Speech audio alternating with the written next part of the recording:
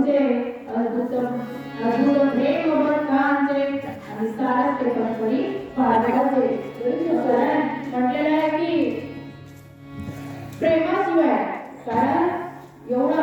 कारण जे न सांगे कोणाला सांगितलं नाही ते वसुदेवाला नाही लक्ष्मी मातेला नाही ते कोणाला सांगितलं अर्जुनाला सांगितलं म्हणून एकनाथ महाराज म्हणतात भक्ती भक्ती प्रेमाविना